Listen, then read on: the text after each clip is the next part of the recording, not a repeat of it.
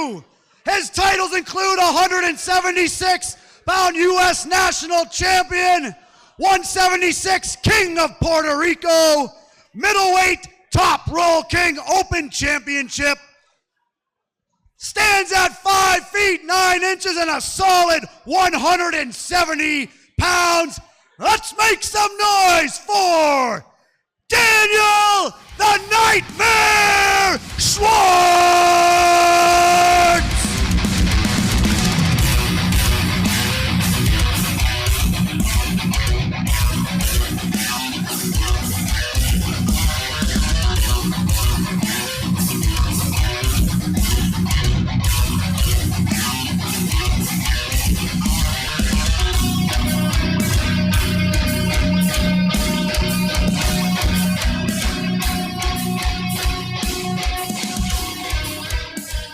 And his opponent for this right arm best of 5 super match from Ottawa, Ontario, representing the Ottawa High Hookers.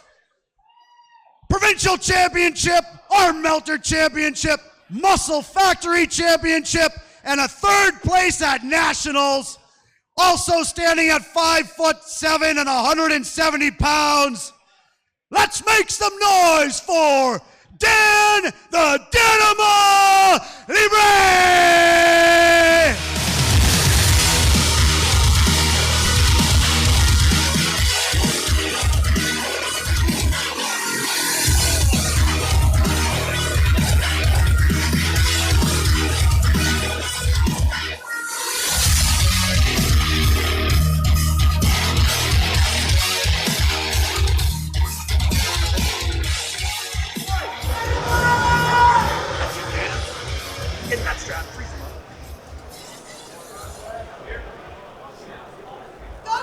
Hands, gentlemen. Strap. Dan has what it takes to take down the Dynamo. By the way, right before we start, congratulations, Coach Ray. Thank you. A dominant win for you for getting this contest kicked off. Listen, I feel like I needed to get the feel of the table so I can understand better what's going on there. Straight away, both guys go to the straps. Excuse me. Sorry. That's a nice agreement. This is an interesting arm wrestling concept where if the one guy wants the strap, they will just flip a coin, and if you're lucky, there's 50% chance you will get the strap. Let's say like this. Now, did you prefer the strap, or are you more comfortable either way? I did. I need full contact, so my opponent cannot go backwards, and that's what I did. I'm really interested in this one. Like on press conference, both of the guys looked fired up. Dan versus Daniel. This is the big one. Bit tighter. They're just adjusting the strap. Okay, guys, hold on. The starts are so quick. That was good. We shouldn't blink or we're going to miss it. it. Just a bit. Just right there. Let's see who initiates first. Close. Is there much of a gap between? All right. Kind of gotta wait for the go. Start from Dan. We're going to do it again. I don't want to call anything yet. Okay? Thumbs down. Daniel looks like made of rock. Close. Go. And Dan got on his can. Good control. That's very open. Daniel is open. Keeps the count. He gets the pronator. Goes to the side. Stays very close, which is good. Daniel is getting very open. This might cast him in the long. And if you want to rounds like now, it's very important. We will take this one. Dan is slowly going out of shot. Daniel coming forward. Gets in a hook. Pulls down. That's a great one. That's a hell of a way to kick this off. Dan got the first good positioning. He got the center. He got the back pressure. He even got the pronator, but he couldn't finish. He couldn't move. Yeah. And I think one of the things of a MAC table, you have to understand there's way more room to move around. Good. Make that wrist pop. Yeah.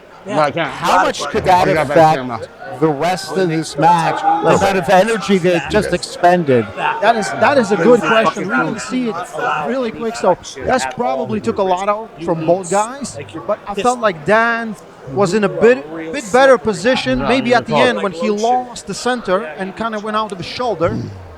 So Daniel, in my opinion, bleeds a little bit more, but he shows that he's on a long matches, will have the better adjustments. And for MAC table, you need to understand there's a lot of room to move. Both guys, they need to move. And if you know how to move, Oh, yeah. you can beat your opponent very, very easily. Coach Ray, we want to be a second after this one. I want to talk to you about this table because I know how excited you are about it. Just relax, gentlemen. Let me hook you up. Again, straight away to the strap. The starts are so quick, even for me. Like first one, I kind of missed because I expected it to be a little bit more. There's really no fighting about the grip, and everyone's used to pulling backwards, and you're trying to get the position perfect before refs say go. Here, close your thumbs, close your hands, go. And the goes are kind of weird one because there's so much room to pull. There's really no connection at the start, and then you create a lot of connection. You can put the brakes on your opponent very good, as Daniel did versus Dan. So let's see who takes it. So the buckle this time is on Dan's hand. That will probably play some part in this one. It's much harder to get the hand control to get the So Schwarz has the advantage? No, he has a disadvantage in my opinion. Okay. Let's see if he can do something, or Dan will just go over his hand. Don't turn. Oh, straight away for the hook. Last Wait for time my go, okay? Daniel went backwards. This time he's moving forward with his shoulder, so he's initiating a hook. He felt there's more chances in a hook. Let's see. Close. Go. And yes, he gets in a hook. Oh, you're fucking done. You're fucking done, bro. And that's the pin. Oh my God, he was trash talking him in the middle of it. Yeah. The level of confidence to say you're effing done when this is sort of in the middle. Just that level of self-awareness. Sometimes you feel it, and sometimes it backfires. Not this time. No, not at all. So How good of a feeling is that? So to interrupt when you're out there and you realize maybe people watching thinks we're in the middle and it's even, but I know I'm going to win in 3 seconds.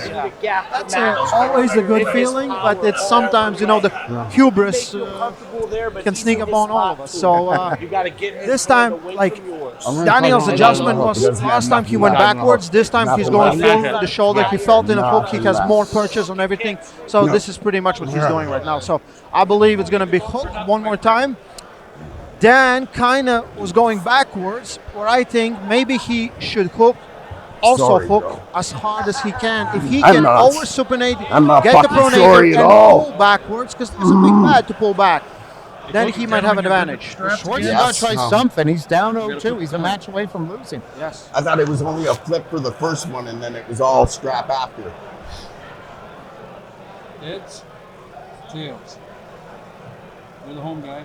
Tails. Hold your thumbs. Hands. Turn it a little bit. Go.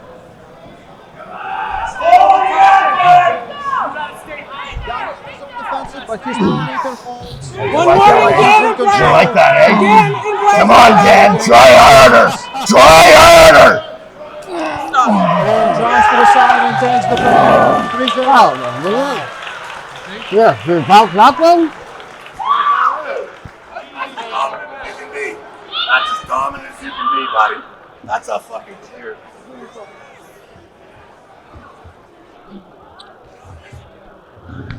That's what the fuck I'm talking about.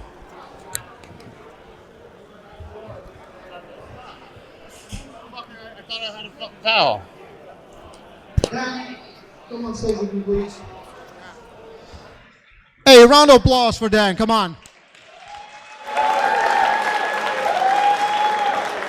You had a great start on round number 1, but I think he made adjustment here where he felt like inside was the key.